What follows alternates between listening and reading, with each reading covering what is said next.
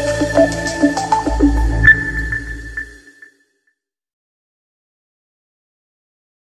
दोस्तों, आज हम लोग डिस्कस करने जा रहे हैं एक ऐसा टॉपिक जिसको लेके बड़े बड़े लोग कंफ्यूज रहते हैं। ख़ास तौर से जो बच्चे हैं वो कंफ्यूज रहते हैं कि कोर जावा और एडवांस जावा में फ़र्क क्या है। जैसे आप कहीं पर भी कभी जावा पढ़ने जाइए तो वो आपसे कहते हैं कि आपको कोर जावा पढ़ना है कि एडवांस जावा पढ़ना है। अब जो जानता है वो तो ठीक है, जो नहीं जानता उसको समझ ही नहीं आता कि कोर जावा एडवांस जावा, सिर्फ वो कोर और एडवांस से कुछ अंदाज़ा लगाता है। तो आइए हम लोग क्लियर इस बात को समझते हैं कि कोर जावा और एडवांस जावा में फंडामेंटली क्या फ़र्क है। तो जब आप कोर जावा की बात करते हैं ना, तो कोर जावा बात करता है कंसेप्ट्स की। कंसेप्ट्स का मतलब क्या हुआ? कंसेप्ट्स का मतलब हुआ कि आप बात करते हैं वहाँ पे क्लास कैसे बनती है, आप बात करते हैं कि ऑब्जेक्ट कैसे बनता है, आप बात करते हैं मेथड्स की, इनहेरिटेंस की, ओवरलोडिंग की, ओवरराइडिंग की, इन सब की बात आप करते हैं, इंटरफेस की, एब्स्ट्रैक्ट क्लास की, एक्सेप्शन हैंडलिंग की, मतलब जितनी भी जो बेसिक फंडामेंटल कंसेप्ट्स हैं ऑब्जेक्ट ओरिएंटेड प्रोग्रामिंग की, उसकी बात हम लोग यहाँ पे करते हैं। ठीक है। जैसे ही आप थोड़ा सा AWT इवेंट और एप्लेट की तरफ जाते हैं तो थोड़ा सा वो एडवांस की तरफ मूव करता है। इसीलिए AWT को और इवेंट को कई लोग एडवांस में पढ़ाते हैं, कई लोग कोर में पढ़ाते हैं, वो डिपेंड्स कि कौन क्या करता है। ठीक है। तो कोर का जो काम होता है, कोर का काम होता है कि आपको एक फंडामेंटल समझ विकसित करना ऑब्जेक्ट ओरिएंटेड प्रोग्रामिंग सिस्टम की।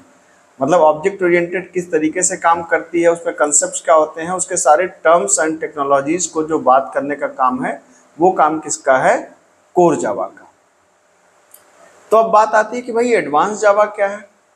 एडवांस जावा की जो बात है वो मेनली है, इसको आप ऐसे समझिए कि ये जो पूरी चीज़ें हैं ना, जैसे JDBC, ये अपने आप में एक बड़ा टॉपिक है। मुझे याद है कि जब हम लोग पढ़ते थे, जब हम लोगों ने एडवांस जावा पढ़ना स्टार्ट किया था शुरुआत में, तो कोई भी किताब इन सब की कंबाइंड आती नहीं थी। आज भी इन सब की कोई कंबाइंड किताब नहीं आती, स्टैंडर्ड बुक अलग अलग आती है। जैसे JSP की अलग किताब आती है, JDBC की अलग किताब आती है, सर्वलेट की अलग किताब आती है ना। तो ये सब अलग, बहुत बड़े बड़े अलग अलग टॉपिक्स हैं।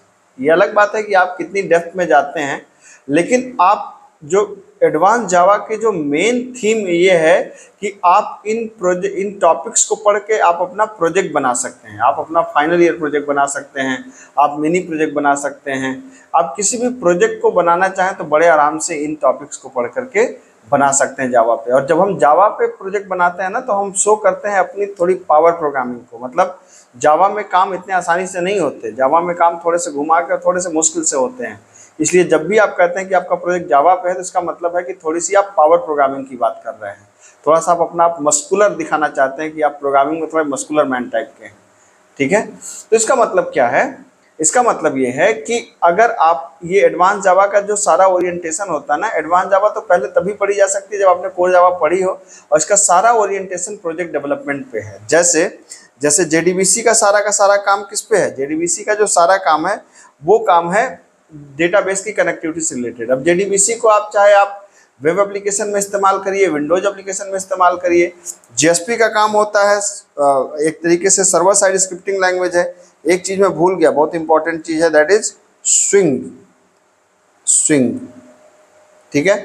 तो JSP इसका काम है, सर्वर साइड स्क्रिप्टिंग लैंग्वेज है। सर्वलेट ये भी सर्वर साइड की ही लैंग्वेज है, लेकिन थोड़ा सा बहुत ही स्ट्रांग और बहुत ही बेहतरीन चीज़ है, लेकिन इसको थोड़ा समझने के लिए आपको समझ विकसित करनी पड़ेगी अपनी। सॉकेट प्रोग्रामिंग, अगर आपको कोई नेटवर्क बेस्ड एप्लीकेशन बनाना हो तो सॉकेट प्रोग्रामिंग आप पढ़ सकते हैं। स्ट्रक्ट्स ये फ्रेमवर्क है, एक तरीके से MVC फ्रेमवर्क है जो वेब एप्लीकेशन बनाने की फैसिलिटी देता है। स्ट्रक्ट्स को ही बार बार बाद में अपडेट करके स्प्रिंग, और फिर स्प्रिंग अपडेट होकर स्प्रिंग बूट बना, जो आज की डेट में इंडस्ट्री में इस्तेमाल होते हैं। ठीक है। और अगर आपको विंडोज बेस्ड एप्लीकेशन बनाना हो तो स्विंग है आपके पास, स्विंग की मदद से आप एक विंडोज बेस्ड एप्लीकेशन बना सकते हैं।